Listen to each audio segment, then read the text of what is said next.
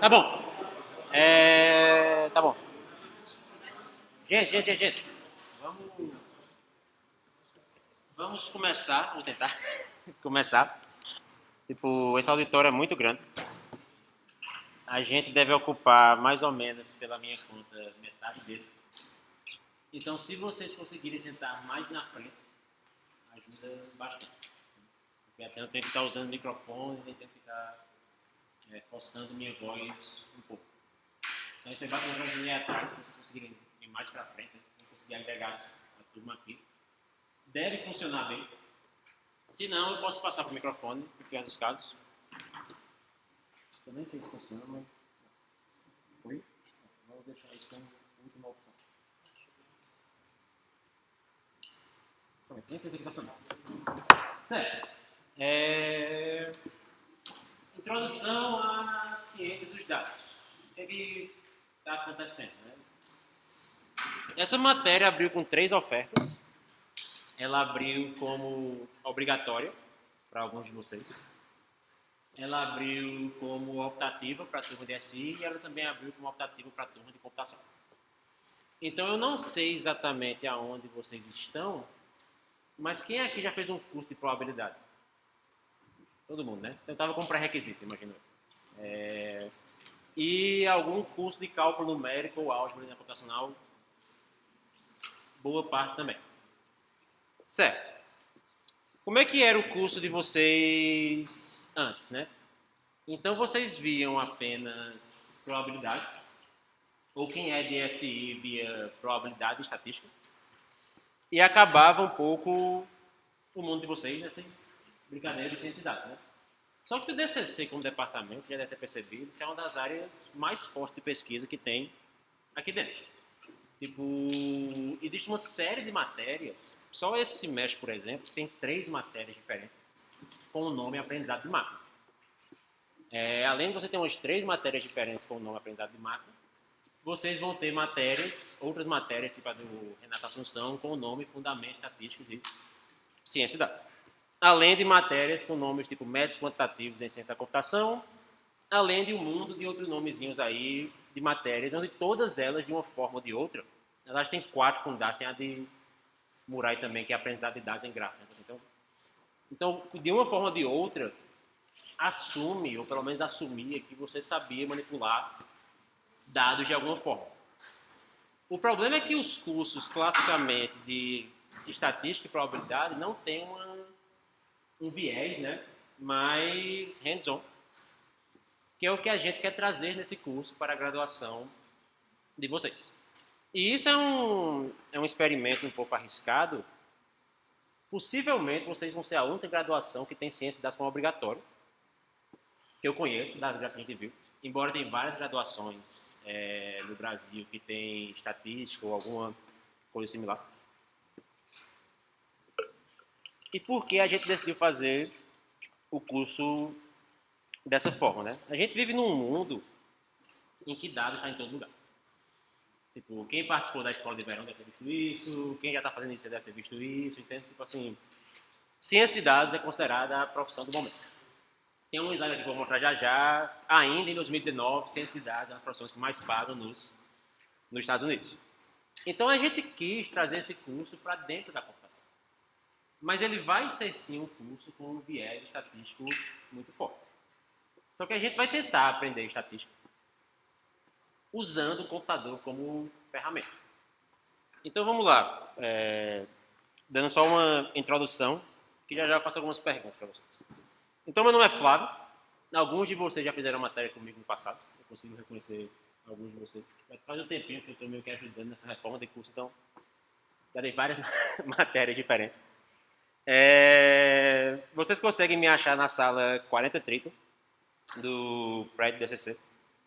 Qualquer dúvida que vocês tiverem, me procurem pessoalmente ou mandem um e-mail para marcar um horário. Nós já temos uma monitora alocada para a matéria, que é a Karen, que eu não sei se ela está aqui, eu não consigo ver ela, está ali. Então, assim, a gente está com a sorte, pelo menos na primeira vez no meu histórico do departamento, ter um monitor alocado desde o início. Que isso é bom para ajudar, então, geralmente demora um mês para a gente saber quem vai ser a monitoria. Eu já reservei um laboratório, eu já reservei 3 laboratórios esse semestre, na sexta-feira, para várias matérias. Então, a gente está com um plano de fazer monitorias na sexta. Então, se você tiver alguma dúvida, você manda uma mensagem para a Karen e ela vai no laboratório e encontra com vocês. Manda uma mensagem para ela antes, que você marcando o horário, obviamente. Isso é um pouco de uma coisa que eu e Douglas está pensando em, talvez assim, ter os laboratórios como reservados para monitoria na sexta para várias matérias, se os alunos vão lá e tendo dúvidas. A gente não sabe se vai dar certo ou não. Pelo menos PDS 2 e CD vai ser assim. Mas a gente vai arriscar isso. E o que a gente vai ver hoje, assim, eu já falei um pouco mais da motivação, é o que é e o que não é ciência de dados. Alguns exemplos de aplicações bacanas, que eu espero que no fim do curso vocês consigam fazer pequenos projetos como esse. A matéria vai ter sim um projeto, mas como a matéria está com 94 alunos, eu ainda não tenho na minha cabeça como vai ser essa logística, porque eu não vou conseguir fazer apresentações individuais, talvez fazer em grupo com tema fixo. Eu sei que não é tão interessante como fazer cada um o seu tema, ou em grupo com um tema separado, mas simplesmente não vai ser viável assim, fazer 94 projetos diferentes. Isso é um pouco triste, porque o mundo de dados ele fica bem mais bacana quando você gosta dos dados que você está estudando.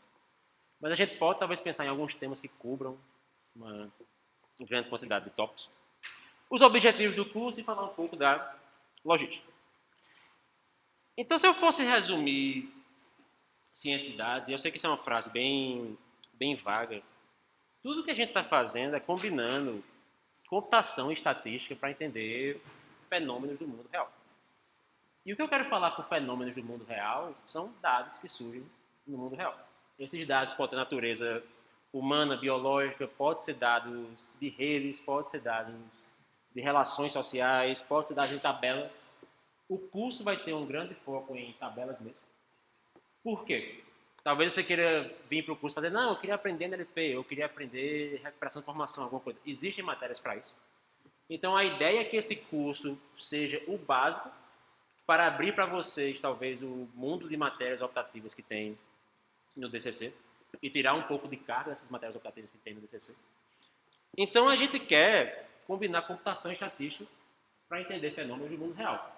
E você vai pensar, ok, isso parece um pouco vago, né? Mas a gente consegue entender ciência de dados se a gente talvez comparar um pouco com outras áreas. E o que é mais bacana aqui é que estatística é uma coisa que existe há muito tempo. Tipo, a computação não está reinventando a estatística, nem a gente está roubando a estatística, não. Como eu falei, classicamente vocês veriam esses assuntos em um curso de estatística. Só que com o passar dos anos, foram surgindo problemas em que juntar o poder computacional junto com o conhecimento estatístico trouxe assim, essa grande revolução que a gente está vendo hoje em dia. Então, de forma resumida, o computador empoderou assim, a estatística, de certa forma, para resolver problemas que saíam desse mundo trivial. Então, isso é o que é ciência de dados. Então, vocês vão ter que saber entender gráficos de probabilidade. Vocês vão ter que saber probabilidade. Por isso foi a primeira pergunta que eu fiz. A gente forçou probabilidade a ser um pré-requisito da matéria. Algumas pessoas aprendem ao contrário, tipo assim, começa com uma coisa mais estatística, depois é probabilidade, mas aqui a gente tem probabilidade depois estatística. Vocês vão usar métodos de álgebra linear e métodos de álgebra linear numérica. Então, por isso que eu pensei já aprender essa matéria antes. E a gente vai meio que combinar esses dois mundos para entender dados. Não é probabilidade, tem probabilidade linear, tem a de álgebra linear, mas não é probabilidade. Mas a gente usa probabilidade. Então, uma parte da matéria a gente vai rever probabilidade, a gente vai rever probabilidade condicional, a gente vai rever Bayes. Não é álgebra linear, mas a gente usa sim a álgebra linear. Para quem nunca viu, tem uma palestra muito bacana da Escola de Verão do ano passado, que é Para que serve a álgebra linear? O Gabriel falou um pouco sobre isso. Então, na figura aqui, eu tenho o que é chamado de um classificador SVM. Nós não vamos ver detalhes dele no curso, mas no máximo, assim, como aplicações avançadas no fim do curso. Mas se você abrir essa caixinha do que é um SVM, se você vê as equações, se você vê a matemática, aquilo é álgebra linear pura. Só que você consegue aplicar aquilo nos seus dados e você consegue aprender uma margem de classificação que vai separar pontos. Onde essa separação de pontos vai ser uma coisa do tipo, eu quero prever se alguém vai ter uma doença ou não. Então, nesse curso, a gente quer entender um pouco desse mundo. A gente vai usar isso como ferramenta e não é um curso disso no geral.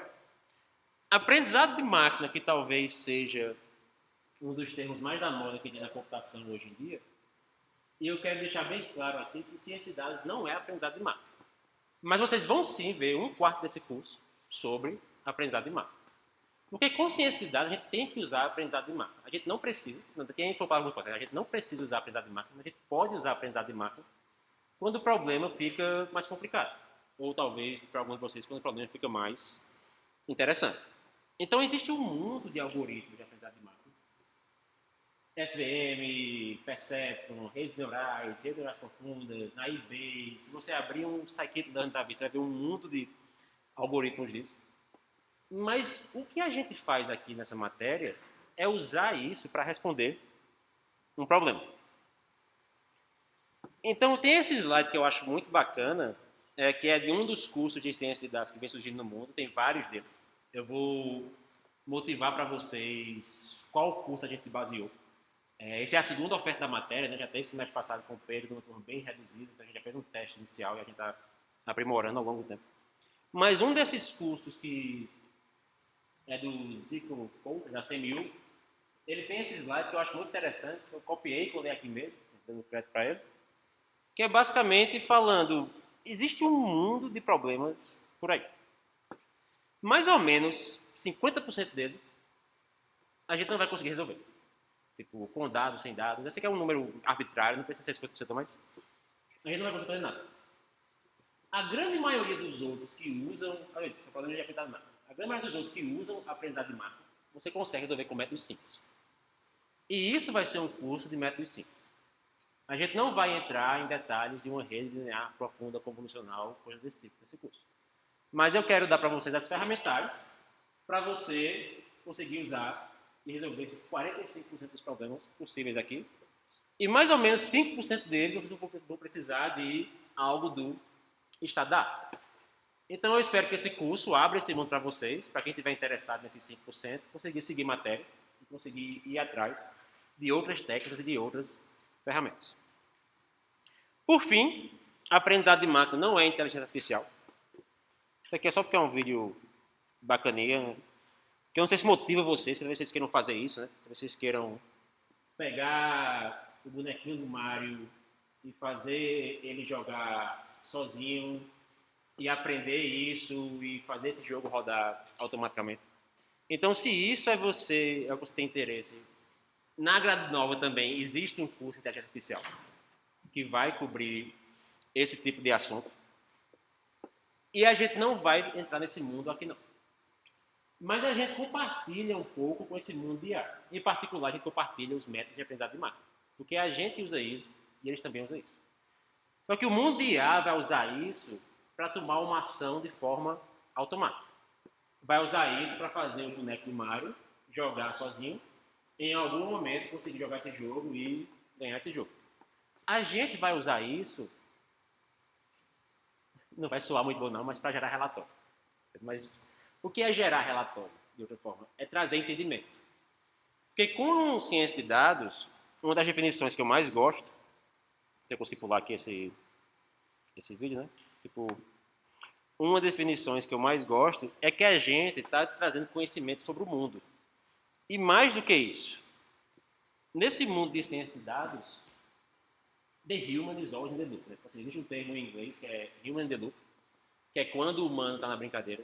Então, no mundo nosso, o humano sempre está na brincadeira.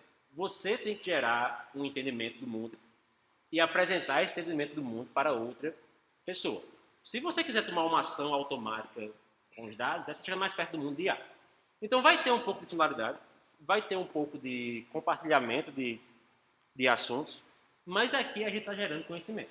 A gente está gerando conhecimento em cima de dados. Então, a gente quer sair de dados crus e gerar algum tipo de conhecimento desse mundo.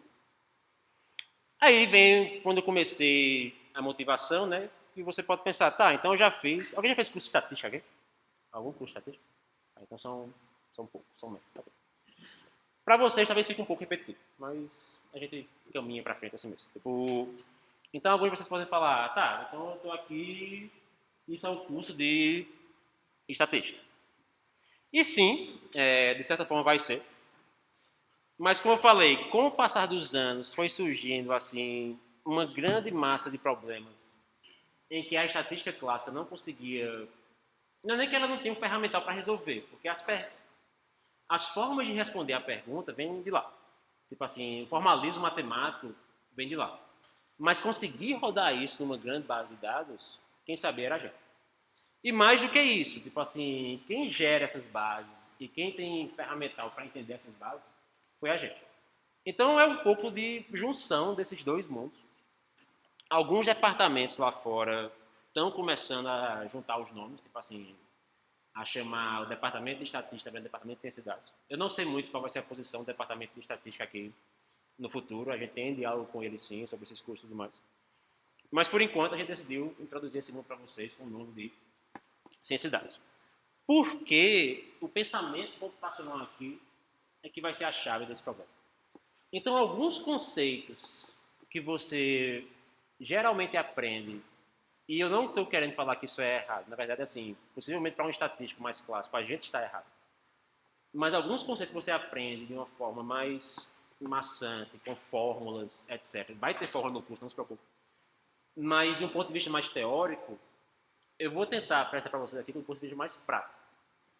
Tem uma palestra que é muito boa, que é uma palestra que eu até já também copiei ela para uma escola de verão, que se chama Estatística para Hackers. Quem quiser ver essa palestra no YouTube, chama Estatística for Hackers. Por quê? Porque eu acho que ela meio que sumariza a ideia desse curso. Com o tempo, a gente foi aprendendo que se você sabe sortear um número aleatório, jogar uma moeda para cima, e se você sabe escrever um laço, um loop, você tem conhecimento suficiente para entender alguns conceitos da estatística. Não todos, mas alguns conceitos da estatística. Então a gente vai apresentar esses conceitos com esse ponto de vista. Com o ponto de vista computacional, com o ponto de vista de simulação, com o ponto de vista de fazer algoritmos do zero. Então por isso que a gente está meio que mudando, misturando os dois mundos e lecionando a matéria aqui. Esse slide ficou péssimo, mas está mais ou menos bom aí atrás. Talvez eu brinque com essa evolução no futuro da final. Mas sim, isso aqui é um pouco uma evolução da estatística. Isso é do livro Computer Age Statistics, do Casey, se não me engano. E um dele vai mostrar assim, como é que a estatística foi evoluindo ao longo do tempo. Então a estatística começou muito próximo de aplicações e com o tempo também próximo da matemática também. Vamos conseguir essa data aqui. Não sei qual é essa primeira data que tem aí. Na verdade, 1900 está lá em cima e aqui embaixo. Mas assim, a estatística começou muito com a ideia também de ficha, de você fazer testes de estatística, testar hipóteses para ter um conhecimento do mundo. Com o tempo, uma parte dessas pessoas foram ficando muito próximas da matemática, do ponto de vista mais teórico, e uma outra parte foi chegando muito próximo da computação. Porque tem essas grandes massas de dados, porque o computador consegue rodar essas coisas de forma simples, porque em alguns momentos, infelizmente, se você gosta de formalismo, a gente vai ser preguiçoso, entende? A gente vai aproximar as coisas ao invés de fazer de forma fechada. E a computação ajuda bastante nesse mundo. Então a receita é você ser bom de computação, bom de estatística. Você tem que entender e saber usar a aprendizado de máquina. E você tem que entender e saber usar a álgebra linear. Se você sabe disso, você vai se dar bem no mundo de ciência de dados. Mais importante, você tem que ter boas perguntas. E como eu falei, isso aqui é uma matéria, uma disciplina do Human in the Loop, onde o ser humano está sempre na brincadeira. Então você que vai fazer a pergunta. Tipo, você que vai coletar uma grande massa de dados e vai se perguntar assim, nossa, o que é que eu consigo responder? O que é que de novo eu consigo trazer para o mundo através dessa grande massa de dados? Eu não sei, depende do problema. Mas eu vou ter alguns exemplos aqui. E vocês já devem ter visto, deixa eu ver se eu vou para o próximo slide mesmo, que eu não consigo ver isso. E vocês já devem ter visto vários desses exemplos no dia a dia e ter visto assim vários desses exemplos na internet ou coisas do tipo. Vocês têm alguma dúvida até agora? Não? Não posso notar? Alguém aí atrás pode falar alguma coisa? Tipo, oi? Só falar. Pronto. Só para ver se eu consigo ouvir você. Ah, tá. Então, se vocês tiverem dúvida... Porque eu nunca dei aula nessa auditória, não sei como está muito... Bom, vamos lá. Exemplos, né? Tipo, como é que esses dois mundos foram se juntando. Então vocês, com certeza, devem ter visto em algum momento projetos como o projeto Serenata de Amor, que fica analisando dados abertos de gastos públicos, dados da Câmara, dados de votação, etc. E trazendo o entendimento desse mundo para um público leigo. Então isso é o tipo de projeto que deveria motivar a gente. Não que vocês precisem escrever um blog ou um relatório para um público 100% leigo. Assim, alguns de vocês vão fazer pesquisa, alguns de vocês vão fazer IC, ou vão fazer mestrado, doutorado, e vão escrever relatórios, como um artigo científico, para um público menos leigo. Mas no fim, é isso que eu quero falar. Você tem que trazer essa informação para alguém entender. E tem várias formas que você pode trazer essa informação para alguém entender. Uma delas é só você fazer um gráfico dos principais parlamentares que gastam mais no combustível na Câmara, entende? Em 2017 é feito isso, está aqui os nomes. Isso traz um entendimento de mundo. Você não precisa fazer um gráfico com um carrinho, não, nem com o nome da pessoa, mas só infiltrar os dados, em ordenar os dados, em vez do maior para o menor, tudo isso são termos do que virou agora a matéria estrutura de dados, né? Que alguns vieram com mais 2. Tipo, filtrar, ordenar, maior para o menor, entende? Então, isso são formas de você trazer entendimento sobre o mundo. Um outro exemplo bem interessante, vai ter exemplo também fora do mundo político, mas, por exemplo, isso aqui é um site que foi lançado há algum tempo atrás, onde nesse site a gente consegue ver o capital dos candidatos. Então, você basicamente vê o patrimônio que um candidato teve em 2014, comparado com o patrimônio, eu acho que em 2018, justamente. Eu quero fazer o total, só que eu quero fazer o que aqui? Faz tanto tempo que eu brinquei com isso que eu nem sei se eu consigo mais brincar com isso. Mas eu tenho a fotinha no slide, né? Até porque acho que eu vou precisar dela, que eu posso aqui travou nesse site. Tá bom. Mas onde você basicamente mostra aqui para os candidatos.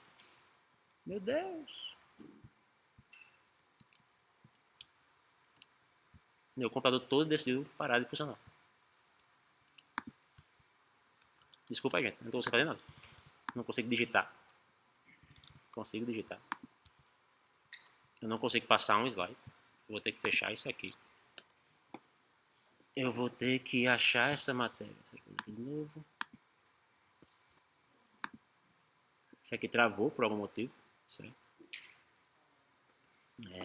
Ver. Apresentar. Vou ter que andar lá para frente novamente. Certo. Então, assim, o que eles geram é uma coisa bem simples.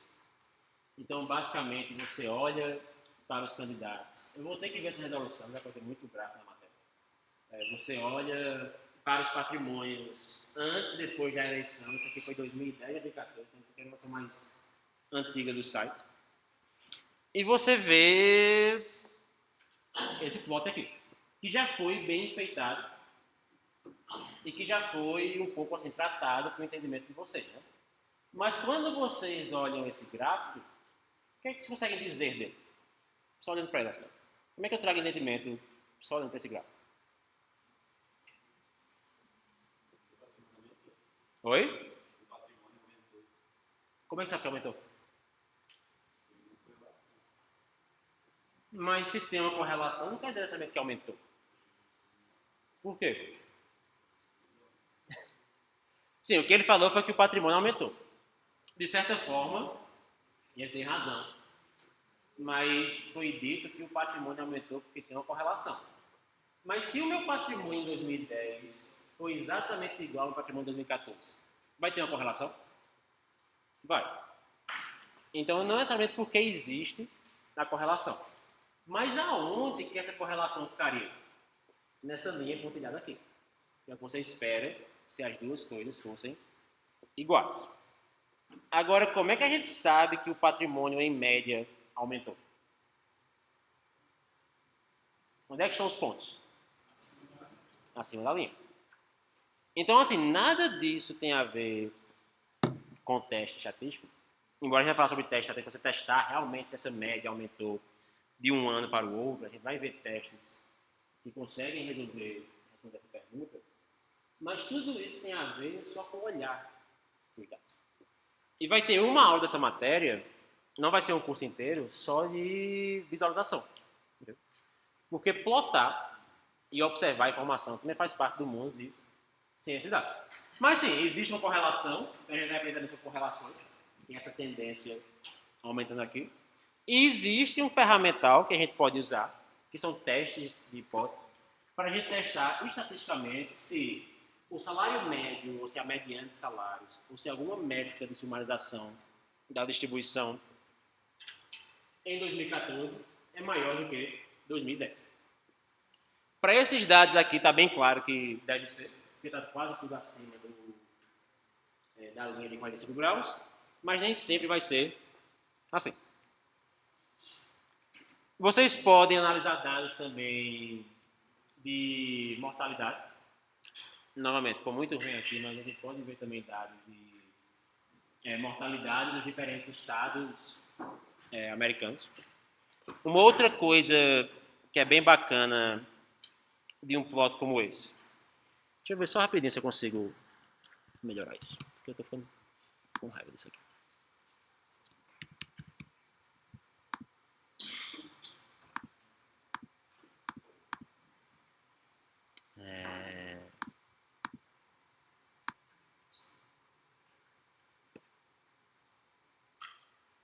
Ficou pior, né?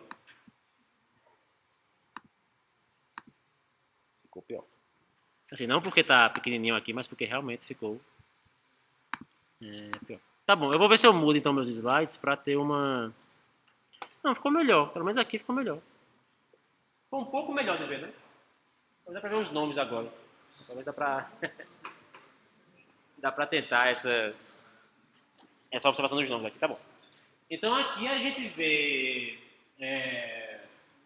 esse borrado, talvez eu brinque com as configurações depois, mas pelo menos ficou um pouquinho melhor. Então, oi? Oi? O zoom. Como assim para onde no zoom? Eu já mudei aqui. Aqui melhorou. Ali piorou. Né? Não, porque antes eu não conseguia nem ver a letra. Agora talvez de perto aqui eu consigo ver a letra. Né? Melhorou um pouquinho. Eu vou brincar com isso depois. Depois eu brinco com esse coisa, porque eu não quero quebrar agora não. Mas basicamente, e o que vocês não conseguem ver nessa figura, é que a gente consegue ver uma taxa de mortalidade para várias cidades, né?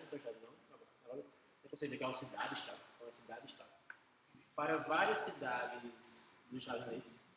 E eu tiro um valor, como por exemplo, uma taxa de mortalidade média, ou eu estimo no futuro uma taxa de mortalidade média. Mas o que é bacana desse gráfico é que existe uma faixa aqui ao redor desse valor, que é basicamente o que eu chamaria de incerteza. Então, quando a gente estuda o mundo e quando a gente faz previsões sobre o mundo no futuro, existe uma métrica, ou existem várias formas de a gente capturar incerteza. Para quem já viu estatística, isso pode ser chamado de desvio padrão. Assim, o quanto aquilo varia da média, considerando ao quadrado, para poder ser o desvio padrão dos meus dados. Mas isso também pode ser um intervalo de confiança, que é um outro conceito que a gente vai aprender nessa matéria.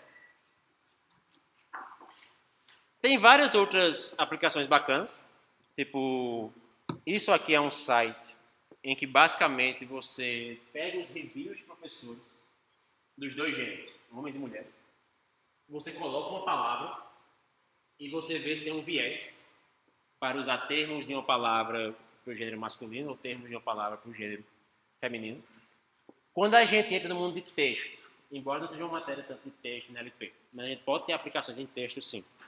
Aqui a gente consegue ver um pouco o poder dessa brincadeira de ciência de dados. Porque minerar vários textos, pegar essas palavras, tirar uma análise de sentimento sobre tudo isso é uma coisa que o computador faz muito bem. E que a gente talvez não consiga fazer tão bem só com estatística clássica. Como também, isso aqui está errado, isso não é salário não, eu vou mudar, isso aqui é parental leave. Tipo, existem outras aplicações bacanas que se você for para os Estados Unidos, por exemplo, não é bem regulamentado o tempo que você pode ficar em casa depois que tem um filho. Então, alguns pesquisadores americanos, muito porque isso é o mundo deles, é onde eles trabalham, eles decidiram comparar todas as universidades americanas de acordo com esse tempo e trazer isso a público para o mundo. Então, quais são os melhores lugares que você pode trabalhar se você quer ter esse tempo em casa? Quais são os piores lugares? Tipo assim, existe alguma correlação geográfica? Quando vocês abrem esse site aqui de Parental Leave, tem várias coisas interessantes que vai aparecendo. Por exemplo, na Califórnia a coisa é bem diferente do que o resto dos Estados Unidos. Mas aqui lá, você tem toda a indústria do Vale do Silício, né? Que vai dar vários benefícios para quem trabalha no Vale do Silício. Então é como se as universidades brigassem um pouco nesse mundo. E também cada estado tem regras diferentes. No Canadá, que é visto também, é bem diferente do que o resto dos Estados Unidos. Então, esse último exemplo, né, assim, teve o de texto, teve o de política, que está muito em voga no mundo de hoje em dia. Mas esse último exemplo que eu gosto dele é que você pode usar a ciência de dados para entender sobre o seu mundo. Entende? Uma coisa que você gosta, entende? Uma coisa que você acha interessante. Tipo, eu quero estudar música, eu quero estudar filmes, eu quero estudar a situação dos estudantes da FMG. Você consegue fazer tudo isso, desde que você tenha os dados. Então é isso que eu acho que torna a coisa bem interessante. Tá? Todo mundo tem um pouco assim de viés, o que gosta ou não, e a gente pode aplicar isso e aprender aqui nesse mundo. Então qual é o motivo desse curso existir? E desse slide existir também, que eu não lembro dele. Agora sim, foi. É o episódio. Um dos motivos é que vocês seria bom, ou pelo menos eu ficaria muito feliz se a gente colocasse a FMG como uma universidade que tem isso como foco central. Ou um dos focos centrais. Né? Tipo, a gente também não quer roubar a área de ninguém. Mas já faz alguns anos, e ainda continua em 2019, em que ciência de dados, se vocês entrarem no Glassdoor e ranquearem pelo algoritmo interno deles, do Glassdoor, quais são as melhores profissões americanas. Aqui tem um salário mediano base anual de $100 mil, uma satisfação e a quantidade de vagas. Tipo, existe uma demanda gigantesca por pessoas que entendem dessa área. E a gente tem vários professores aqui, você já trabalha com algum deles, que trabalham nessa área também. Então, um dos principais motivos desse curso existir é transformar ciência de dados em cidadão de primeira classe. Tipo assim, eu que garantir que todo aluno que passa pela graduação em computação vai ter um pouco de exposição para esse mundo. Alguns de vocês são do curso de SI, o que abriu também como alternativa para o curso de SI, né? Não, a matéria não é obrigatória para SI, mas ela vai ser aberta como optativa para SI. Então vocês podem fazer ela quando vocês quiserem, ao longo da graduação de vocês. Um outro motivo, deixa eu ver se tem alguma aprendizado aqui. Um outro motivo para esse curso existir é suprir essa demanda de conhecimento estatístico. Eu vou acabar a motivação já, mas assim, mas é muito comum conversar com professores da pós. Então, antes dessa matéria ser criada, antes do piloto que Pedro fez também semestre passado, a gente saiu batendo na porta de várias pessoas. Então, a gente bateu na porta do Renato, que dá aula aqui, bateu na porta da Jussara, que dá aula das expectativas, apresentou isso para toda a área de IA, do DCC e tudo mais, de interpretação. E tem uma coisa que é comum, todo mundo fala, que é tipo assim, mas eu gasto tantas aulas revendo aquilo. Mas eu gasto tantas aulas revendo aquilo. Mas eu gasto tantas aulas revendo aquilo. Então a gente pensou, poxa, não seria bacana se vocês pegar isso que você gasta tantas aulas revendo e colocar como obrigatório? Então esse também foi um dos motivos que a gente criou o curso, para liberar também espaço nas outras matérias. Entende? O professor da próxima matéria já pode assumir que você teve um pouco desse conhecimento. Obviamente, rever nunca é ruim, mas já dá para entrar em um pouco de assunto mais aprofundado.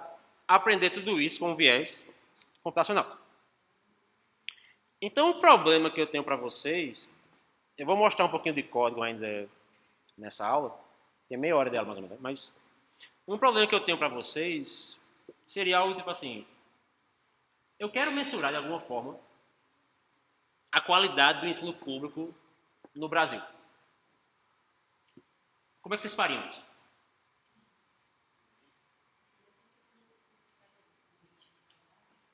Um critério de qualidade. Então, isso é um passo bem interessante. Tipo assim, eu vou assumir que você tem vários dados. Você tem um mundo de dados que você pode utilizar.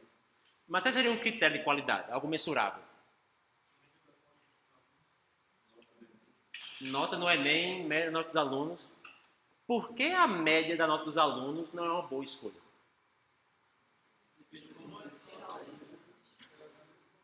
Isso, entendeu? Várias pessoas parecem falar uma coisa muito parecida ao mesmo tempo. Tipo assim, cada escola tem uma avaliação diferente.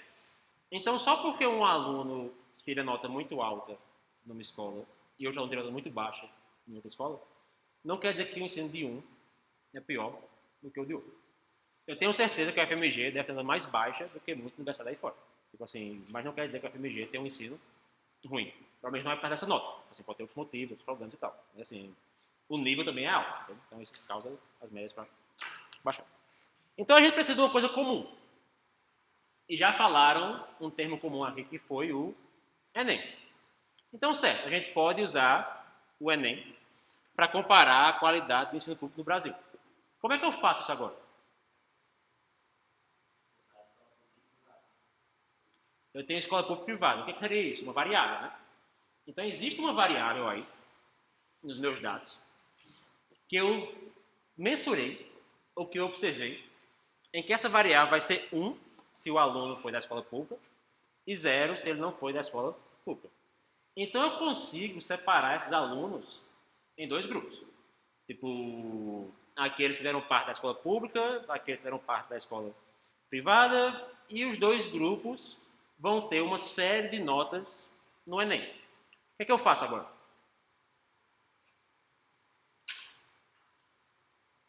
Para comparar os dois grupos.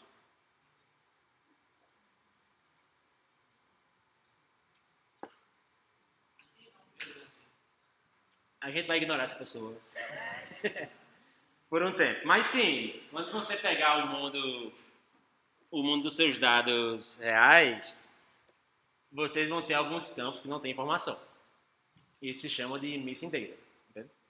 E tem forma de lidar com dados que estão faltando. Isso é toda uma área de imputar dados. Tipo assim, uma coisa que a gente pode fazer é simplesmente jogar esse povo fora.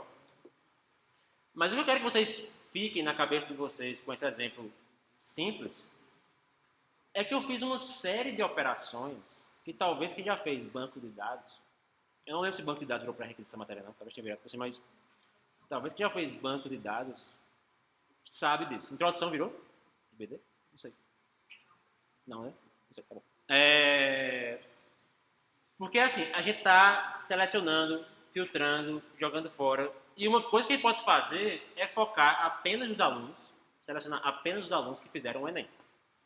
Então vocês conseguem talvez imaginar um tabelão de dados que eu tenho, com um mundo de variáveis. Só que nesse tabelão de dados, uma coluna é a nota do Enem, uma coluna é se o aluno foi de escola pública ou não, pode ser 1, 0, isso seria uma variável categórica. Então, nesse exemplo, eu tenho dois tipos de variáveis. Eu tenho uma numérica, que é a nota, e uma categórica, que é se o aluno foi ou não parte da escola pública ou privada. E eu vou trazer entendimento do mundo para essas variáveis. Alguns alunos não fizeram Enem, então tem um NA, tem um NAN, tem alguma coisa nessa tabela. E a primeira coisa que eu vou fazer é jogar esses alunos fora. E depois eu vou pegar essa tabela de dados e jogar os alunos que foram da escola pública para um lado. Vamos supor que aqui tem mais ou menos 90 alunos. 45 deles foram da escola pública e 45 por outro lado foram da escola privada. O que é que eu faço agora para comparar os dois? O que é que eu tenho? Eu tenho dois grupos de dados, dois grupos de 45 números. Como eu comparo Esses dois mundos. Alguém? Oi? Um gráfico. Qual é que seria esse gráfico? Vermelho a cor da escola pública, azul a cor da escola privada, alto dois no gráfico. Um scatter plot de escola pública ou privada. Mas uma variável não é categórica? Ela nem usa, é. Posso fazer o quê?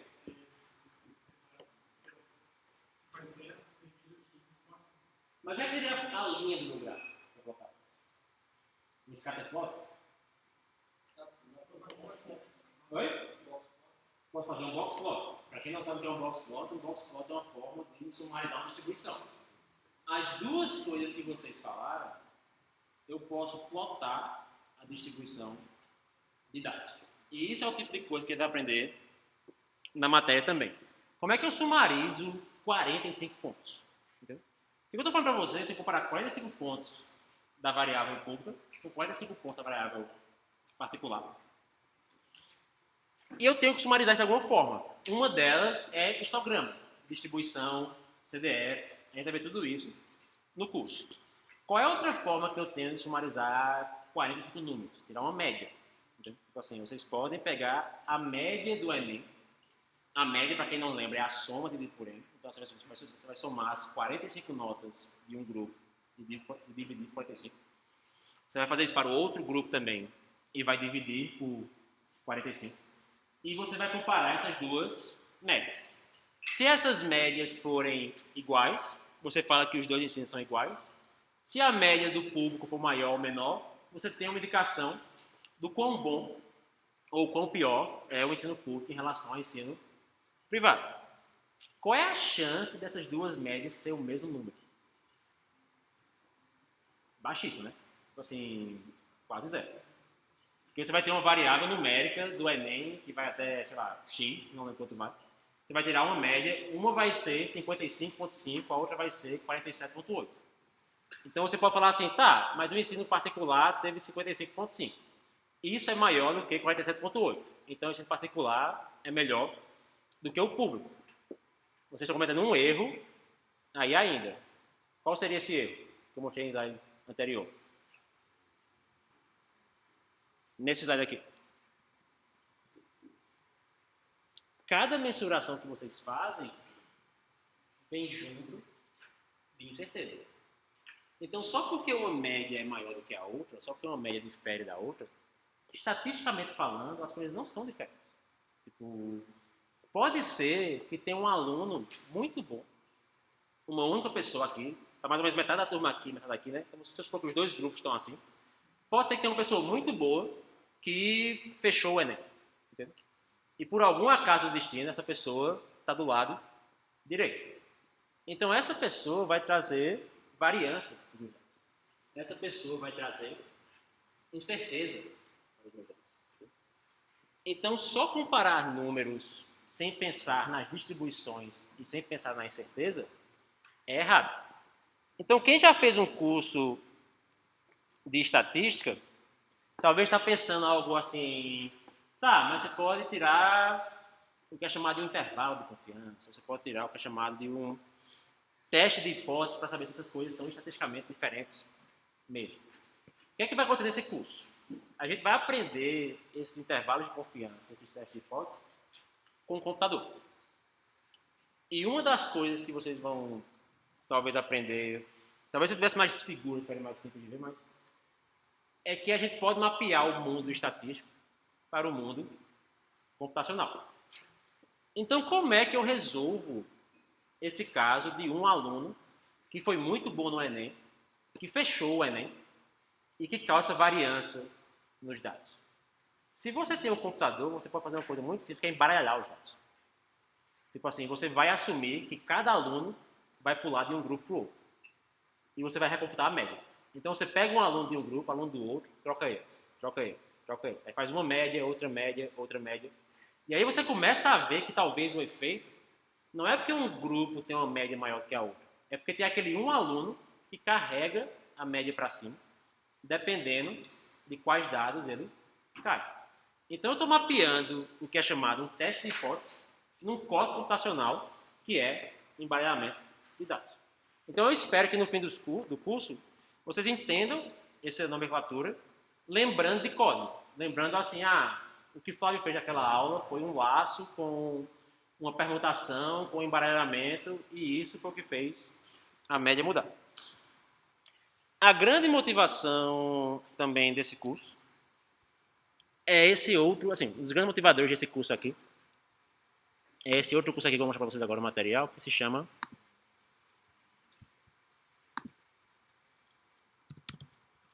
Data 8. Certo.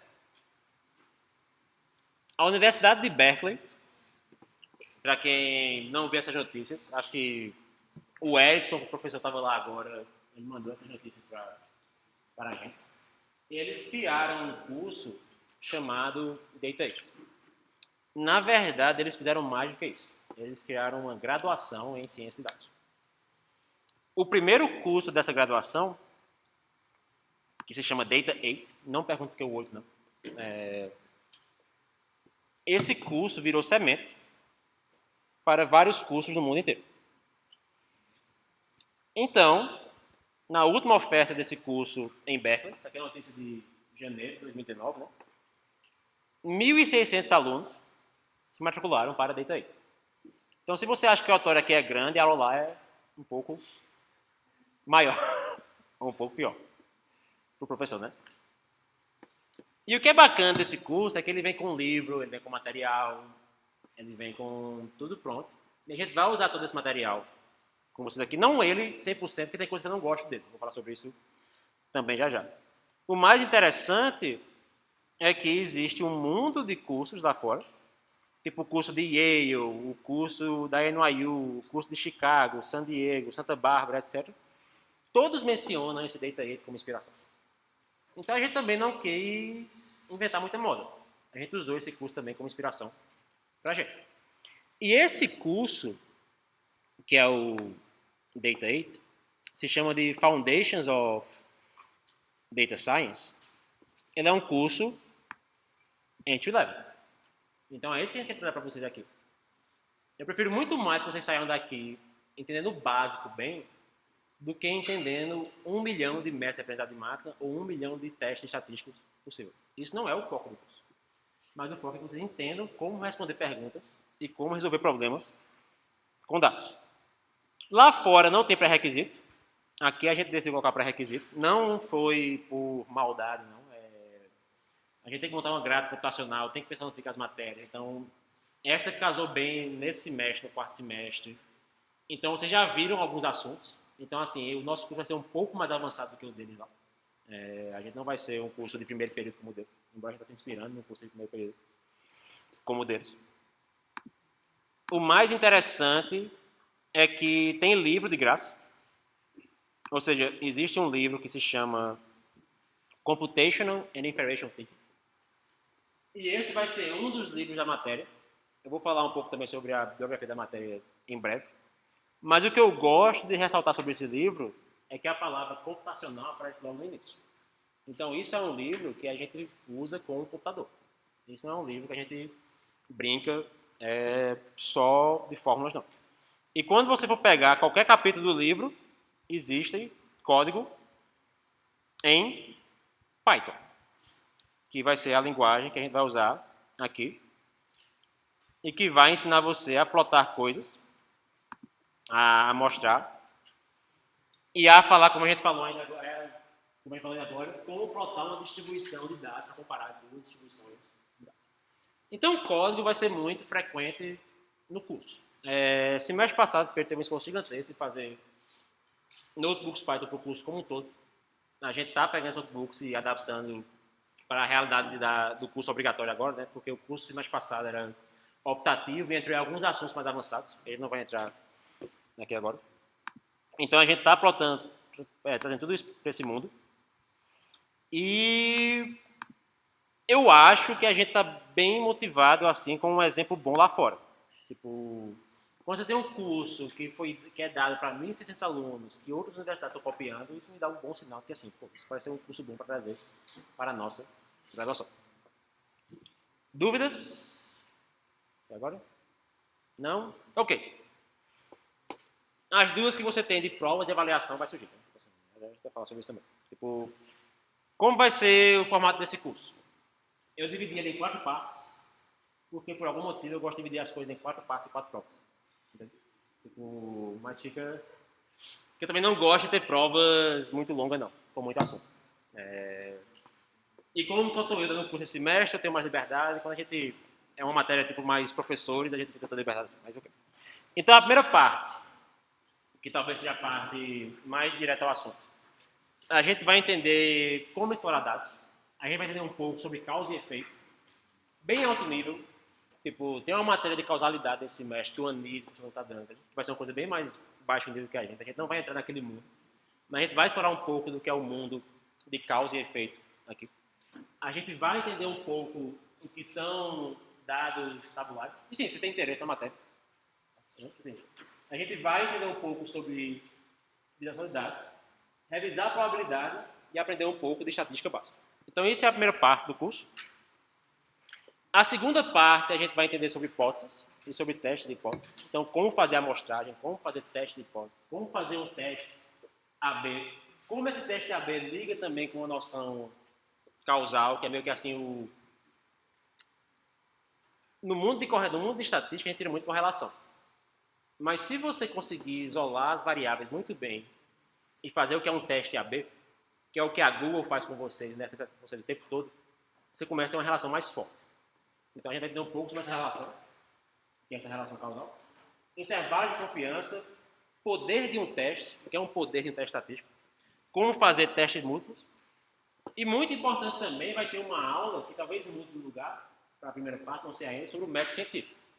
Vocês têm que ter pelo menos uma aula de método científico na graduação de vocês. Então a gente vai botar essa aula aqui para vocês aprenderem sobre o que é esse método científico e como usar ele no mundo de ciência e dados. Terceira parte, a gente vai aprender um pouco sobre modelos simples. A gente vai focar muito em regressão. Então a gente vai aprender sobre o que é correlação, o que é verossimilhança, como aprender modelos dos dados usando o computador através de algoritmos como gradient descent. Quem viu cálculo numérico já fez isso antes. Então é a mesma coisa, só que um pouco mais aplicada para esse aqui. Regressão linear, regressão múltipla, regularização e PCA são dois assuntos que talvez eu tenha que trocar um pelo outro. Por causa de tempo do curso mesmo. Assim, a primeira oferta do curso talvez isso mude um pouco. Então, essa terceira parte está mais pesada. Talvez tenha que brincar um pouco aqui com esses tópicos. A quarta parte, que talvez seja a parte que alguns de vocês tenham mais empolgação e queiram ver, a gente vai ver a aprendizado de máquinas simples. O que eu falo com a aprendizado de máquinas simples? A gente vai focar em modelos que são os modelos mais clássicos possíveis. Tipo assim, a gente vai focar em regressão logística, em KNN, em árvores de classificação. A ideia não é ser uma coisa beabá não, para quem já viu a matéria apesar de máquina antes. Assim, eu sei que como essa é a reforma do curso, alguns de vocês estão lá na frente, outros estão lá atrás. A ideia não é ocultar o resto do mundo, não. Mas a ideia é que vocês entendam como é que você verifica um classificador. Como é que você tem uma métrica de erro? Como é que você interpreta essa métrica de erro? Como é que você faz uma validação cruzada? Então, esses conceitos aqui, eles vão ser aplicados independente do mundo que você trabalha. Se você trabalha com grafos, séries temporais, deep learning, etc., esses dois conceitos aqui são comuns. A gente só vai ver eles do ponto de vista de algoritmos mais simples, de modelos mais simples. Então, a ideia é que você pegue isso e leve para frente. Eu tenho uma aula sem assunto, mais perto do fim do curso, e talvez eu fale um pouco de fairness e privacidade. Não sei se eu quero fazer isso não, mas talvez eu faça isso. Porque é bem interessante. A gente precisa ver isso, mas eu também não sei se tem muito espaço para dar mais de uma aula sobre isso. Como o curso lá fora tem uma aula bem simples de privacidade, problemas éticos com dados, eu acho que deve ser uma boa colocar uma aula aqui também. Nem sei para motivar vocês para outras matérias. E para os problemas que surgem nesse mundo aqui. Então, isso vai ser um pouco a outra parte da matéria. Né? Assim, onde é que essa coisa fica perigosa? Tem gente criando classificador hoje em dia para prever se alguém vai cometer um crime.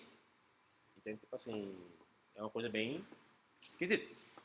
Quando é que esse mundo fica um pouco perigoso? Então, talvez o o mundo anterior, talvez a gente consiga fechar um pouco nesse mundo de aplicações. E vai fechar assim. Matéria, 4 provas, 15 pontos cada uma, 60 pontos por prova. Um projeto, 20 pontos. E eu estou vendo com o Karen para a gente fazer 8 listas de exercício, 2 por tópico. Ou seja, bastante coisa. Tipo, não é muita coisa também o que a gente quer que vocês sofram, não. Eu vou falar um pouco.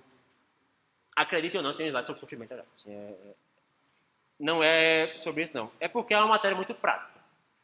Quando o Pedro deu a versão inicial do semestre passado, tinha 20 alunos. Então ele conseguiu dar aula no laboratório, acompanhar com mais calma. A gente está com 95 alunos, talvez não aqui dentro. Infelizmente, a gente não tem ainda um laboratório para colocar 95 de vocês. Então, passar várias listas que vocês consigam fazer em casa, e essas listas começam muito simples.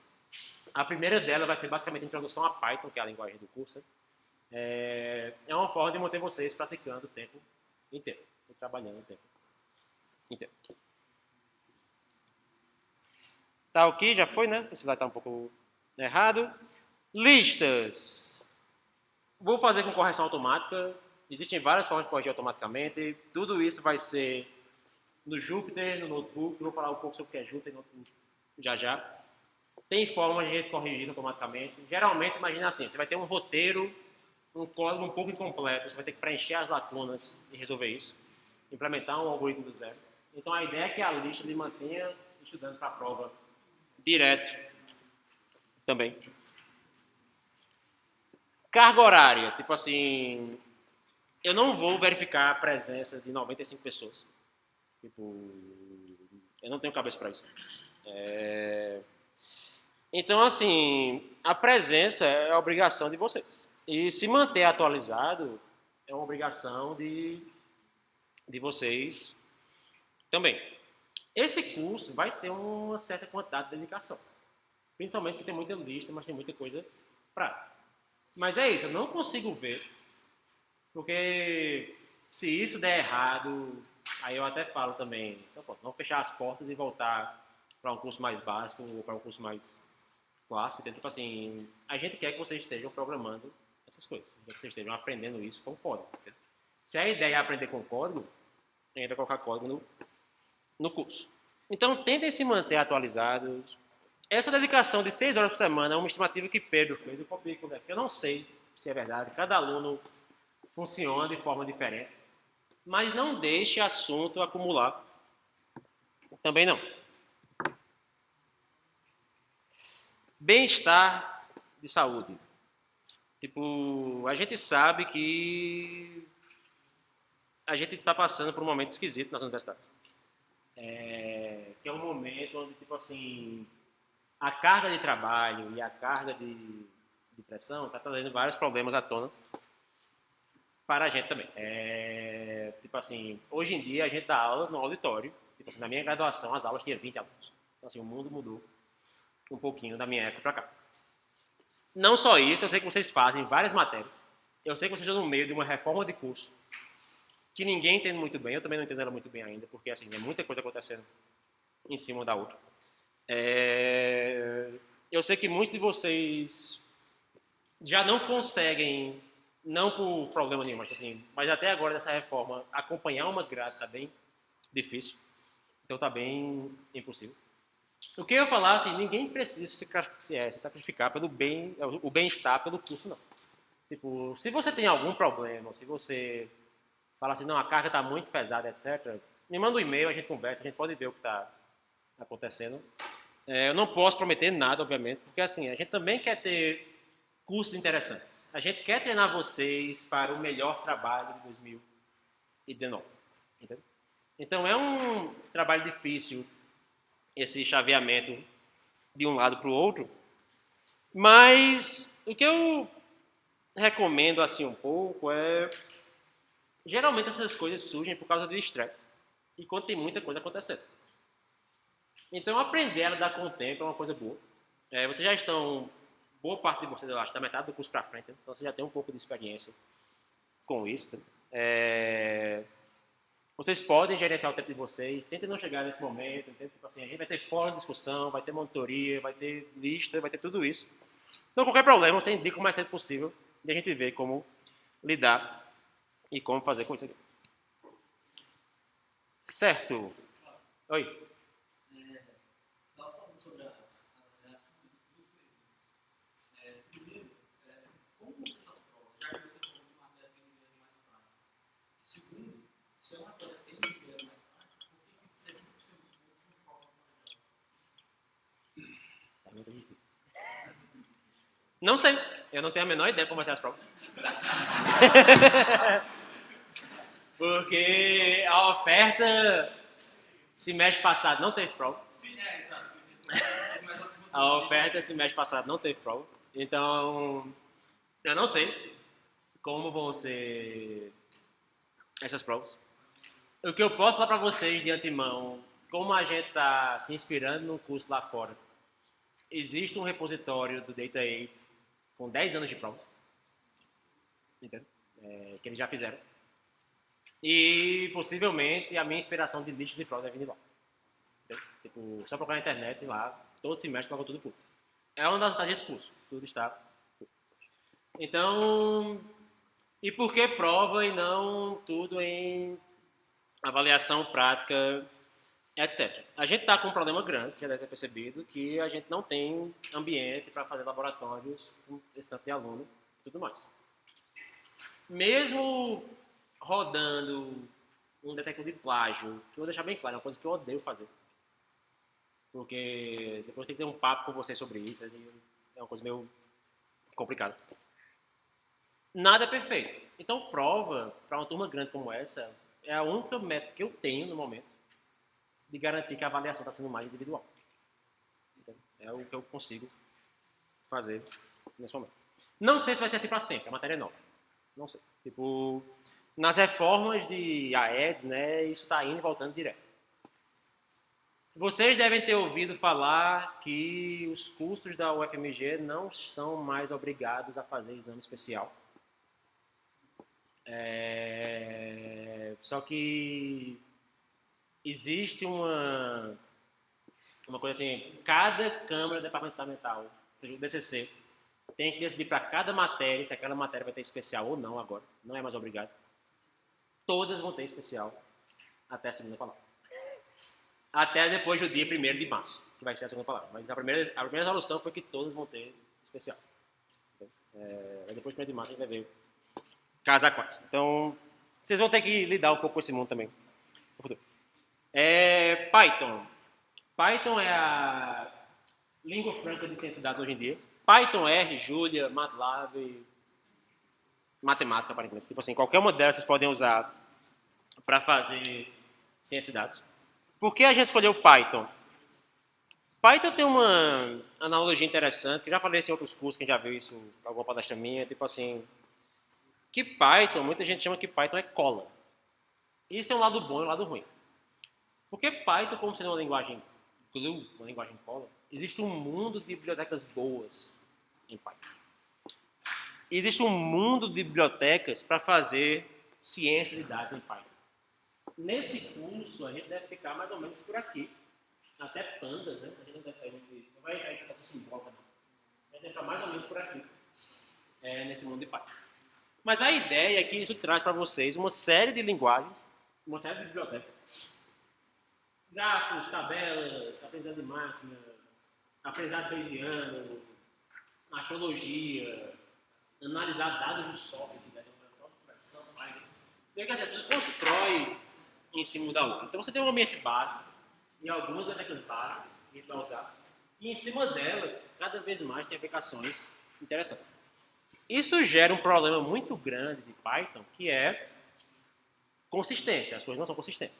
Então, assim, é um pouco chato você colar uma biblioteca dessa junto com a outra, mas a linguagem é muito boa para isso. Tipo assim, elas não vão ter a mesma API, as bibliotecas não vão ter a mesma noção, mas dá para fazer isso.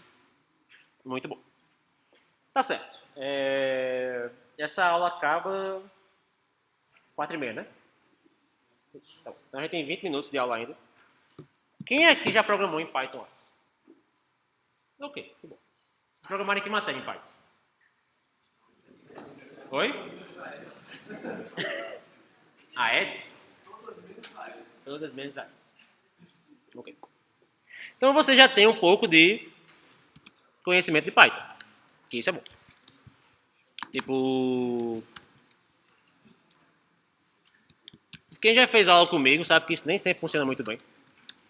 Mas eu tento colocar um lado, ou pelo menos alguns exemplos para cada aula online. Eu vou ver se finalmente esse semestre eu mudo de computador. Vai ficar só no ambiente Linux em tudo, tem? É coisa mais simples. Tá. Então, quem aqui usou Python? Quem não usou Python? Vai ser mais fácil ainda. Tá bom. Mas vocês já fizeram as AES, pelo menos, né? Ou as PDS de hoje em dia.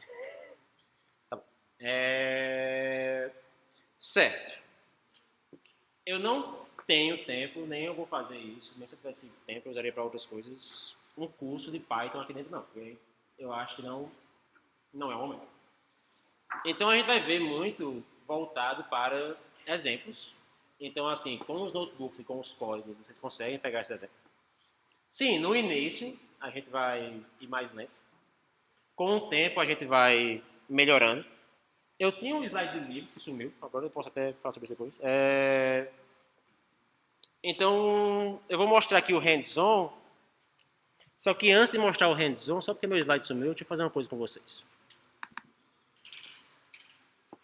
O Moodle, eu criei uma meta-turma, só porque eu esqueci de falar isso.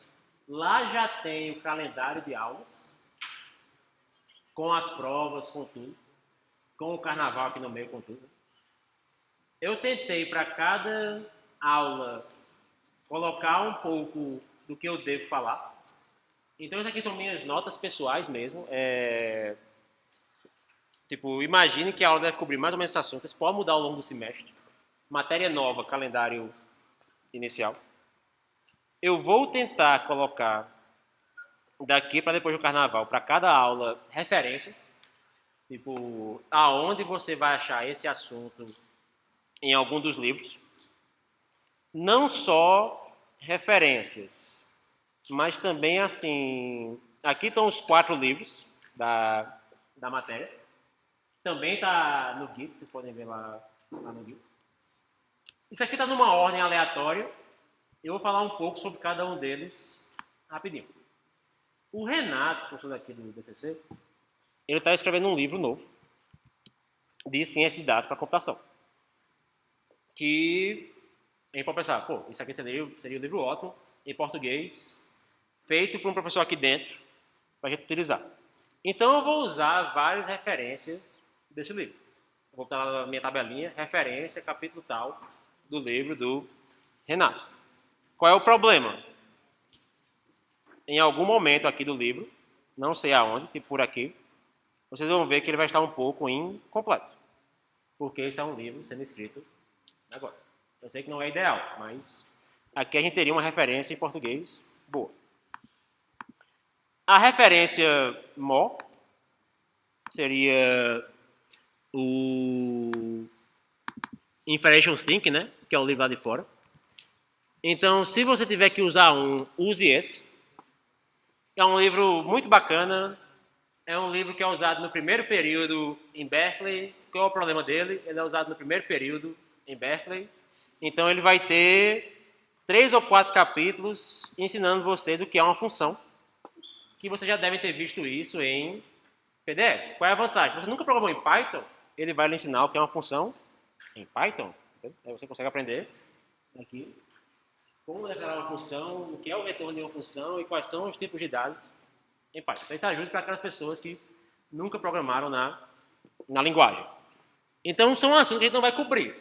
Porque como esse é o primeiro período lá, eles ensinam você a programar e ciência de dados de uma vez só. Entende? A gente vai fazer só uma das coisas. Então, a gente não vai ensinar as duas coisas aqui. Então, a parte de programação vai ajudar aqueles que não têm esse assunto na cabeça. O livro que Pedro usou o semestre passado é um livro bem bom também. O problema dele, que eu vejo principal, é que ele é pago. Então, assim, ou vocês pirateiam ele na internet, ou vocês vão na biblioteca, vocês devem ter muitas cópias, né? Que é esse Data Science from Scratch. Então, ele cobre boa parte da matéria também, cobra um pouco mais do que a gente precisa.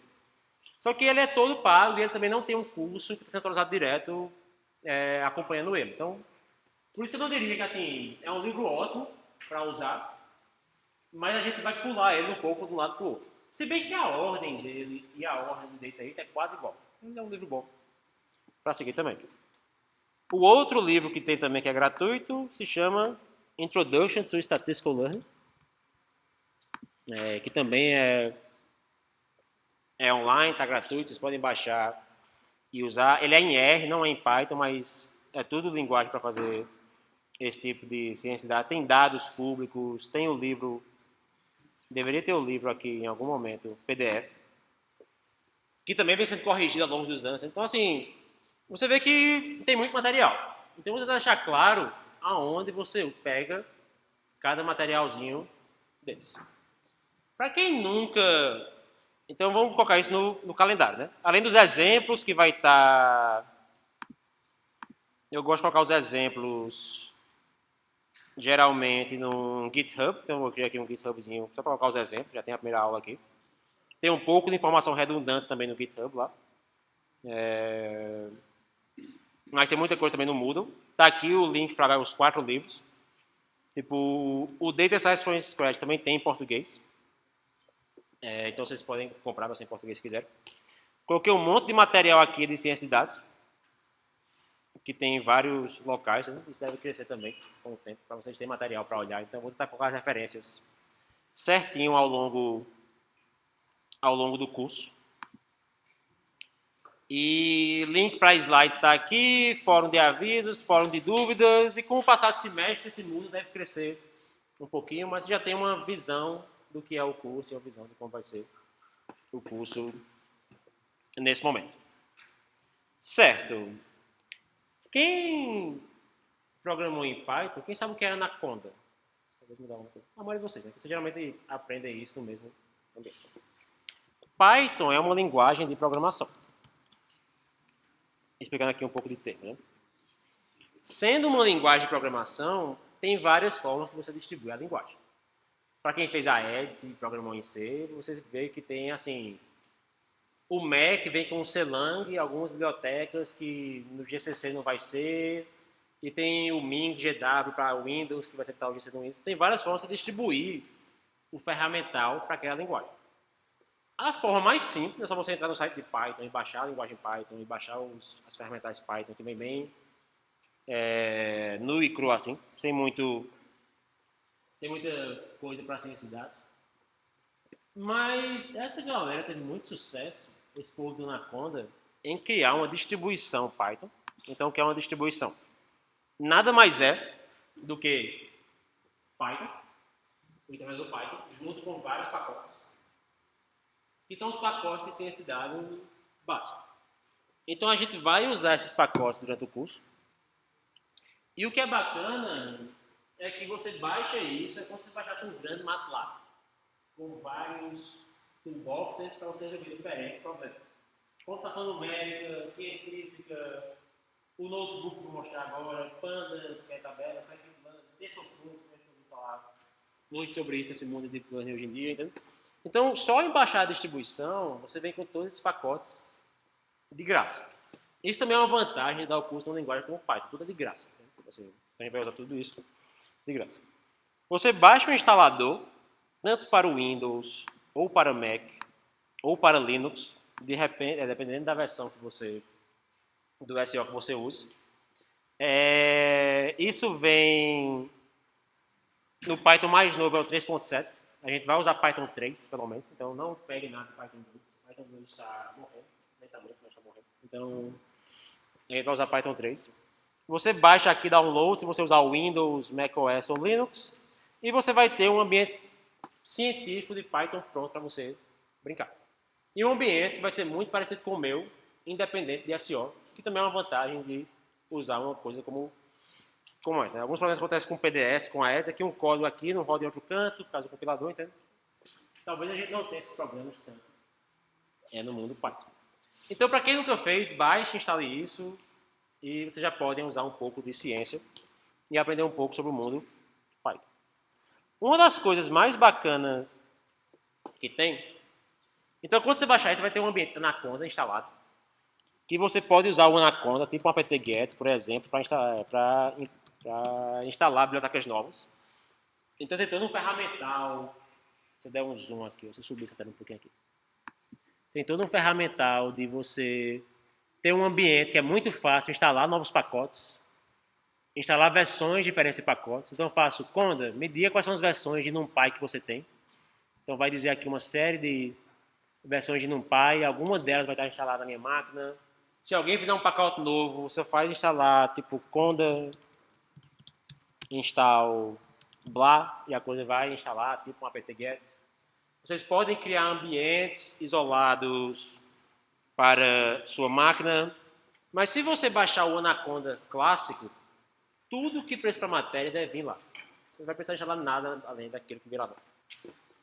O que é mais interessante, não o que é mais interessante, mas o que é muito interessante que vem surgindo hoje em dia é a questão de notebook. Então, depois de você instalar o Anaconda, você vai ter um comandozinho Jupyter na sua linha de comando. Ou se você fez isso no Windows, deve ter algum canto para você clicar, mas você pode abrir uma coisa chamada Jupyter Notebook, em que você vai abrir um ambiente. Vamos lá. Só que eu já tenho um notebook aberto aqui, né? Estou abrindo seu ambiente. Você vai abrir um ambiente bem simples que você consegue programar nele. E você consegue, nesse ambiente, criar código em várias linguagens. Ou seja, o notebook é só uma interface web para você programar. Na minha máquina eu tenho o Octave, que seria meu formato lá no open source, eu não Octave. E eu tenho algumas versões de Python diferentes instaladas, né? Mas eu vou usar simplesmente essa aqui, Anaconda 3, para programar. Quando você abrir isso, você vai ter um shell, por assim dizer, mas um shell no browser, em que você pode escrever código em Python. Então você escreve um código em Python. Python é uma linguagem interpretada, então você consegue interpretar isso linha a linha. Ele vai rodar meio que linha a linha esse código. E a primeira coisa que eu fiz foi imprimir Hello World.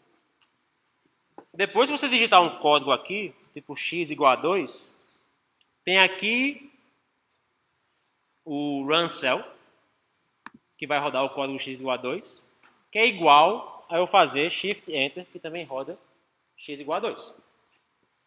Então, quando eu fizer aqui print x, o que é que vai sair? 2. Vocês estão sem senso de humor. Tá bom. Bom, a aula 0, a gente não vai fazer só x igual a 2. Então, eu fiz uma aula meio pesada. A gente tem 15 minutos para essa aula, mas é realmente para testar um pouco de vocês. O quanto vocês conseguem pegar um código como esse de Python, entender. E como a gente não tem tempo, eu posso voltar isso na próxima aula e rodar esse código. Então, no notebook, que é bem bacana, a gente consegue criar também documentação para vocês. Tem essas células aqui, Markdown, onde a gente escreve texto Markdown e ele renderiza, bem interessante. A gente pode escrever equações LaTeX, se a gente quiser. Ou seja, se você quiser entregar um relatório, ou se você fizer IC, isso é uma outra ferramenta para você renderizar equações e falar com o seu orientador e repassar essa informação. E eu criei um notebook em que basicamente eu quero contar a frequência dos personagens de Dom Casmurro. E o que é interessante desse notebook que eu acho? Assim, porque ele mostra uma série de bibliotecas que vocês podem usar e ele meio que resume uma pequena aula de AEDS em Python. Então, como qualquer linguagem, tipo, então esse código está online, vocês podem baixar e ler. Então, quem tiver dificuldade com esse código, baixem, me avisem e leiam. Baixem, leiam e me avisem. Então, você pode começar a entender o que é um código Python, né? E um código Python é muito diferente de um código C, não. Tipo, quando a gente usa C, a gente começa a usar os includes para usar variáveis diferentes, para usar bibliotecas diferentes. E isso em Python vem com a palavra-chave import. Então, sempre que eu importar alguma coisa, eu estou baixando, eu estou pegando a funcionalidade daquela biblioteca. E aqui eu estou fazendo exatamente import matplotlib.pyplot.asplt, que é uma linha que vocês vão ver direto em notebooks Python, assim como vocês vão ver assim, de necessidade, import um py O que esse código está fazendo é importando a biblioteca, importando a biblioteca de um py, que é a biblioteca numérica. Quem fez álgebra linear computacional já usa isso, usando a biblioteca de plot, que é a pyplot, e simplesmente dando um nome novo, que é um eles.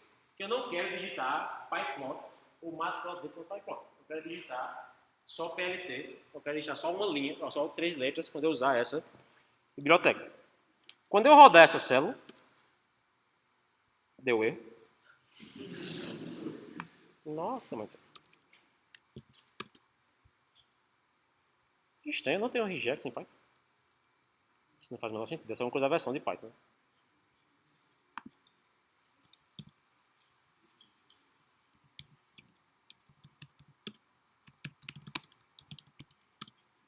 Não existe regex nesse Python 3.5.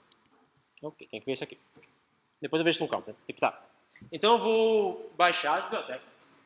Estranho que ensinar a biblioteca padrão de Python. Acho que meu ambiente está um pouco quebrado aqui. Então eu vou baixar as bibliotecas. Vou... Oi. Só o quê? É só RE no Python novo? Né? Nossa. E por que isso rodou no meu computador? Não sei. Deve ser coisa de versão. Deve ser coisa de versão, tá bom. Então eu baixo as bibliotecas. Se você... Aí eu dou Shift Enter e roda aquela linha de conta. Se você for usar plot no browser, ou se você for plotar coisa no browser, você consegue fazer essa chamada plt.ion ou ion. Então isso vai mostrar os gráficos aqui no navegador. Aqui embaixo eu deveria ter alguns gráficos. Não renderizaram, mas aqui embaixo eu deveria ter alguns gráficos. E Python é uma linguagem simples de usar. Então aqui eu meio que configurei o notebook como eu quero. Eu vou usar essas bibliotecas e vou plotar no notebook. E eu consigo rodar esse código. Tipo, eu consigo fazer aritmética básica, tipo somar 1 mais 1, vai ser igual a 2. Eu consigo declarar variáveis. Eu consigo operar em cima das variáveis, tipo assim, y igual a 2 mais 8. E o valor de y, se eu digitar só y, vai sair um 10. Então tudo isso, para quem só programou em C, por exemplo, é a mesma ideia que você faz em C de rodar uma linha, outra linha, um comando, outro comando. Mas aqui eu estou guiando qual comando roda com Shift Enter. Vou apertando aqui o meu run cell. Então eu guio assim, vai rodar esse comando agora, depois daquele comando, depois daquele comando, depois daquele comando. É programação normal. Então a lógica de programação que você aprendeu em AEDS, ela serve aqui também. Tipo assim, se eu somo 2 mais 8, a variável vai ter um valor 10. Essa coisa não vai mudar, né? Tipo, tem que ter esse valor mesmo. O que mais eu posso falar para vocês aqui? Notebooks são muito bacanas na primeira vez que você usa, mas eu não recomendo eles como o IDE. Porque rapidinho a coisa fica bagunçada. Então é bom para você fazer uma aula, como eu estou fazendo aqui, é bom para você fazer um relatório de pesquisa. Mas quando o código começa a ter vários arquivos, várias coisas, eu não recomendo tanto usar um notebook, não. E eles têm um problema sério, que é que eles quebram a ordem, né? Tipo, um código que vem antes, como eu escolho quando ele roda, ele pode rodar depois. Então você quer um pouco o fluxo de programação. É um pouco perigoso se você não souber o que está acontecendo. Mas vamos lá. A primeira coisa que eu vou fazer, só para mostrar vocês um pouco, eu baixei todo o livro de Dom Casmurro da internet, porque ele é domínio público. E eu baixei todo esse livro como um TXT. Que eu aposto que não vai estar aqui na minha apresentação. Sabia disso?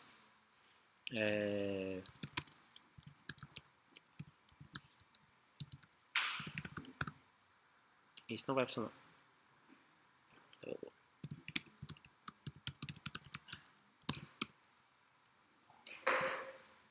Então vamos baixar o livro de Dom Casmurro. no pouco de tempo que resta, 5 minutos, vai dar certo. Tipo...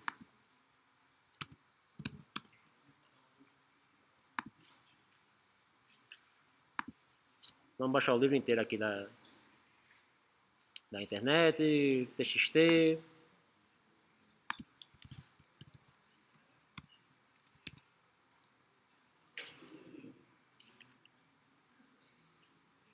Pronto. Então agora a gente tem um livro aqui. Então eu tenho aqui um arquivo TXT com todo o livro de Dom Casmurro. E eu vou abrir ele e a gente vai processar ele. Então isso é o que é bacana desse mundo de ciência de dados, né?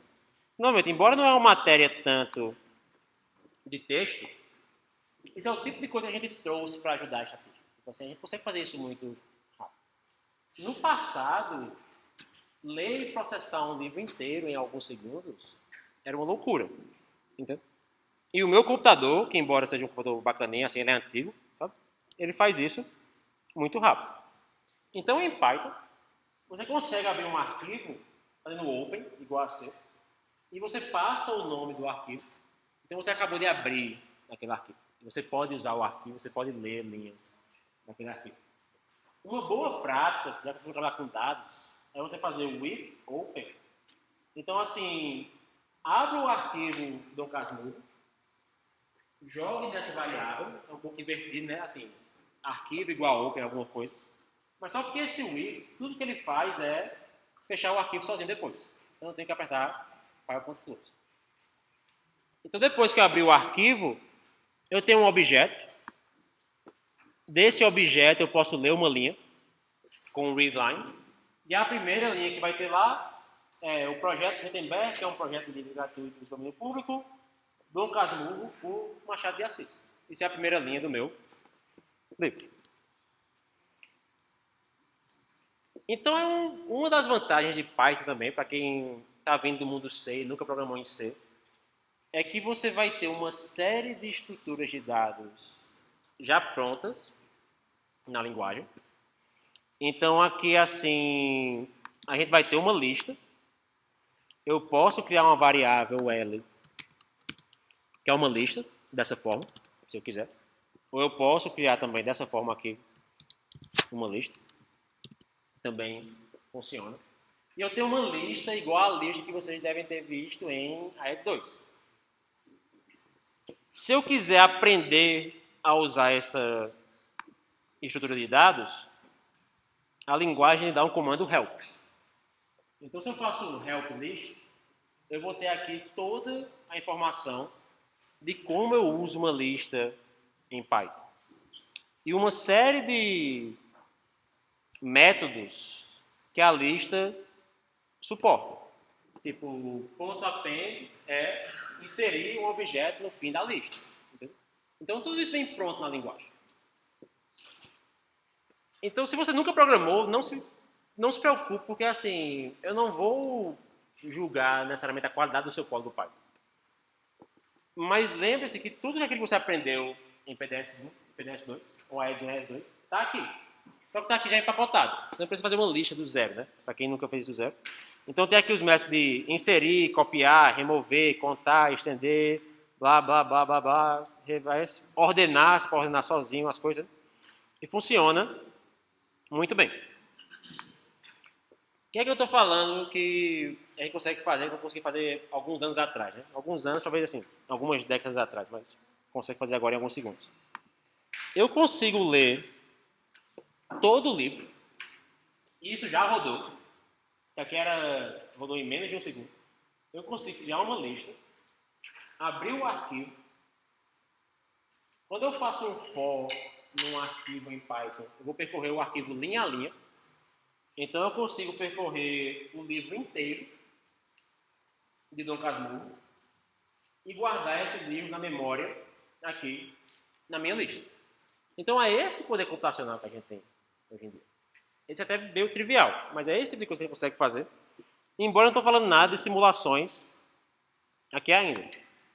Quando eu pegar o terceiro elemento dessa lista, vai ser basicamente o cabeçalho do livro, né? Assim, isso aqui é um e-book para você usar, deixar no livro, etc, etc. Mas agora eu tenho o livro inteiro na memória. E cada elemento da minha lista, que eu acesso entre colchetes assim, é uma linha de Dom Casmurro. Algumas são vazias. Isso aqui deve ser o prefácio do livro, né? Ele explicando um pouco sobre o livro. Então, tudo isso é uma linha do livro Dom Casmurro. E a gente consegue tirar um sentido desse livro usando ciência e dados. Eu sei que eu estou passando um pouco da hora, mas isso aqui é bem interessante. Então, o que eu quero fazer? Eu vou pular essa parte aqui, que é a parte da regex. Mas, tipo assim, a primeira coisa que eu tentei fazer, e eu deixei no notebook só para vocês talvez aprenderem, é que eu tentei achar os personagens principais com expressão regular. Então, isso não é um curso de expressão regular, não. É só para mostrar para vocês que a linguagem tem isso nela, e é bem poderoso. Então, você consegue, em poucas linhas de código, filtrar todas as palavras que começam com uma letra maiúscula. Então, eu estava atrás dos nomes dos personagens. Isso aqui meio que deu errado, porque foi pegar um monte de coisa que não são personagens também. Mas eu já estou filtrando o livro, já estou entendendo aqui o livro. Então eu decidi forçar a barra e lembrar do colégio, que tem 3 personagens principais. Que é Bentinho, Capitu e Escobar, né? Então o que eu vou fazer? Eu vou percorrer esse livro, do início ao fim, e eu vou, para cada personagem, contar quantas vezes aquele personagem, em quantas linhas aquele personagem ocorre no livro. Onde é que eu guardo isso? Eu crio um mapa, então você lembrar de AES2 de um hash map, que você cria assim em Python. Novamente, eu vou entrar em todos os exemplos iniciais, tem tudo isso escrito. Então tentem ler isso, entender isso. Eu faço aqui contagens em esse nome igual a 0. Então o que é esse mapa? Se eu crio um mapa em Python, isso aqui eu tenho um mapa vazio. Aqui eu tenho um mapa vazio. Se eu faço mapa índice 1 igual a 2, esse meu mapa agora guarda para a chave 1 o valor 2. Se eu tenho mapa índice 2 igual a Flávio, esse meu mapa guarda agora para a chave 1 o valor 2, para a chave 2 o valor Flávio.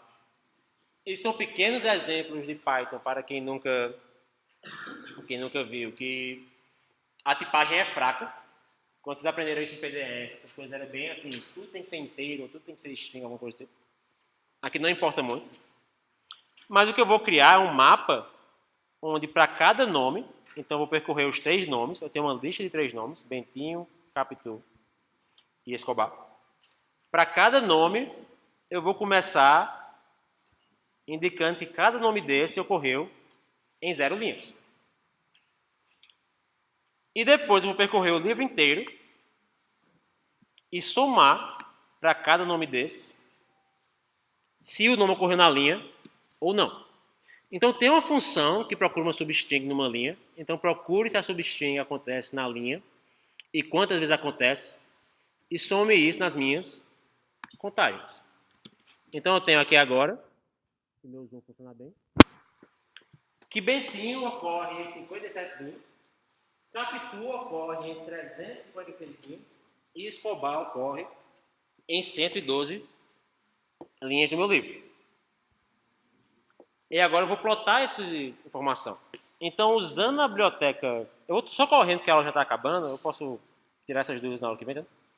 Então, usando a biblioteca de Matplotlib, eu consigo plotar e visualizar no browser quantas vezes Bentinho, Capitu e Escobar ocorrem no livro.